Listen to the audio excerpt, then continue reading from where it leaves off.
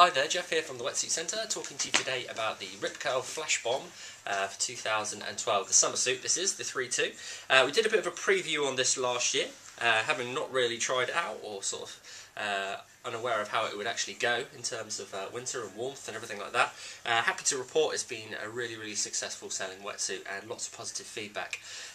Sean, my co-worker here at the Wetsuit Centre, has also been wearing one of these, and he's actually gone through the whole of winter in a 4-3 and been toasty as. So reports back are very good on the flash dry lining, very warm suit, very flexible, and so they've brought that through into the 3-2 for summer.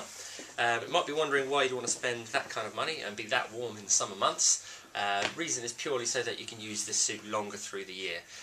Sean's been using this 4-3 right through the winter, so there's no reason you couldn't use the 3-2 from sort of as early as March right through to kind of December, depending on how mild or cold the winter is. So hopefully with a suit like this you are going to be able to wear it for the majority of the year. It's 100% E3 neoprene.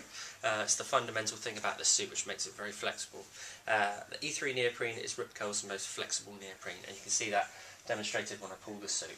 You get that flex right the way through, incredibly soft to the touch, incredibly pliable wetsuit material that sticks to your body and moves with your body so that you don't get restricted, and it also will help to keep you warmer because that neoprene's right against your skin where it needs to be.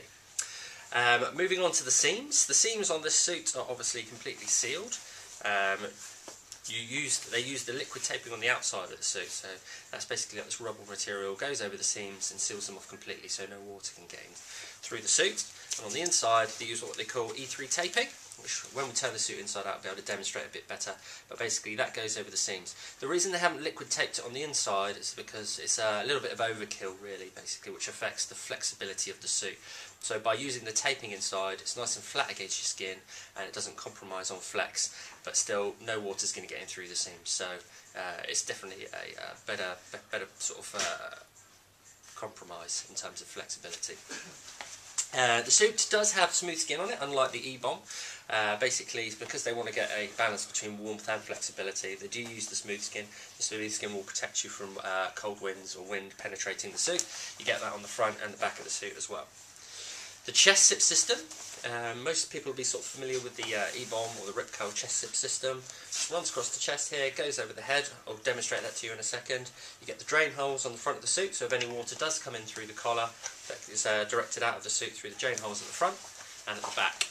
One thing you've got slightly different with the Flash Bomb is they plunge that E3, or this panel, basically a little bit lower in the suit, which gives it a four-way stretch properties. So you can see it gives you a lot of movement up this way. So when you're bending over or moving your back, you get extra flexibility there as well. The minimal panelling on the suit will ensure that the suit is very flexible as well. So less panels of neoprene means more flexibility because there's less seams. Running further down the suit, you've obviously got the standard Duraflex knee pads, which give you basically protection on your knees, make sure it doesn't wear through. This stuff is the business when it comes to sort of protecting the suit. It's very rare that this will wear through. You also get the stash pocket on the Flash Bomb. Quite useful, just obviously don't put your electronic key in there. And then nice little finishing on the suit is just basically a bit of taping around the critical seams, just make sure it doesn't rip or tear where you need it to. Be nice and robust. Okay, that's pretty much all there is going on the outside of the suit. You've also got your toggle to fasten your chest zip there. What I'm going to do now for you is turn the suit inside out for you and then give you a bit of a review of what's happening inside. So here we have the inside of the Rip Curl Flash Bomb, and definitely sort of quite striking in terms of the look of the suit. I can run you through what this actually does, all this different material. As I say, this particular version is a chest zip. It won't go through the chest zip system too much, just an overhead system that fastens across the front. The piece of neoprene comes up nice and high to make sure that no water comes through directly into the suit. But if you want a bit more information on the chest zip system, we do have videos, so you can check that out. As you can see, you've got the E3 taping running through the whole way through the suit, nice and flat, made from E3 material, so no sort of compromise on flex, very flexible. You've got taping on the stress points, and all this grey material is the E3 neoprene that Rip Curl use, running through the whole suit. The fundamental thing about the suit, or the sort of key selling point, is this sort of flash dry lining here. Basically, the boast is that it dries within 15 minutes. Feedback on that through the winter has been pretty positive.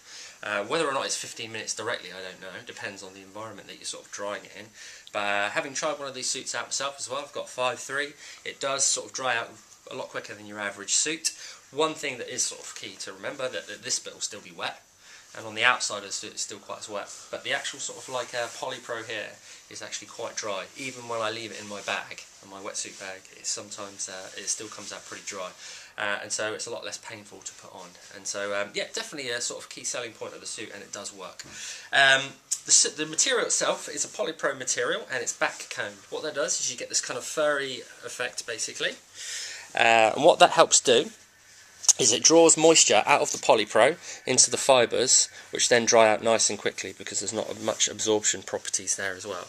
So that's sort of a basic overview of the sort of science of it, but without going too much into depth, it basically draws the water out, wicks it out of the material, and dries out nice and quickly.